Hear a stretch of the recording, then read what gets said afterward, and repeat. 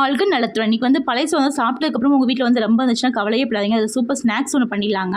அது என்னன்னு பார்க்கறதுக்கு முன்னாடி நம்ம சேனல் வந்து நீங்க லைக் பண்ணல, ஷேர் பண்ணல, சப்ஸ்கிரைப் பண்ணல. ஒரு சின்ன லைக்கும், ஷேரும், சப்ஸ்கிரைபும் மறக்காம பண்ணிருங்க. இது இந்த ஸ்நாக்ஸ் பண்ணதுக்கு கொஞ்சமா வெள்ளைப்பூடு, கொஞ்சம் வெங்காயம், சின்ன வெங்காயம், கொஞ்சம் வரமல்லி, கருவேப்பிலை, கொத்தமல்லி தழை, சீரகம், மிளகு, காரத்துக்கு தகுந்தாப்புல ஒரே ஒரு வத்தல் மட்டும் போட்டுக்கோங்க. உங்ககிட்ட புதினா இருந்ததுனால நீங்க புதினா ஃப்ளேவர்ல நீங்க பண்ணலாங்க. புதினா இருந்தா கொஞ்சம் போட்டுக்கோங்க.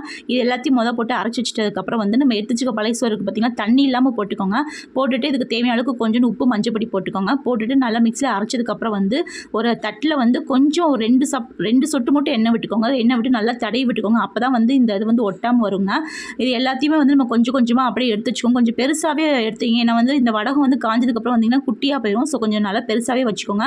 பெருசாக வச்சுட்டு வெயிலில் வந்து 2 நாள் வச்சு எடுத்துட்டீங்க அப்படின்னா வந்து செம்ம டேஸ்ட்டான வடகம் வந்து ரெடியாக இருக்கும். இது வந்து கம்மியான நிலையிலேயே நம்ம போட்டு பொரிக்கலாங்க. பொரிச்சு எடுத்து கொடுத்தீங்க அப்படின்னா வந்து பிள்ளைங்க ஸ்நாக்ஸ் மாதிரி சாப்பிடலாம். இல்லைன்னா சாப்பாடு சைடிஷாக வச்சு சாப்பிடலாங்க. செம்ம டேஸ்ட்டாகவும் கண்டிப்பாக செஞ்சு பாருங்கள். உங்களுக்கு ரொம்ப ரொம்ப பிடிக்குங்க. வாழ்க வளத்துடன்.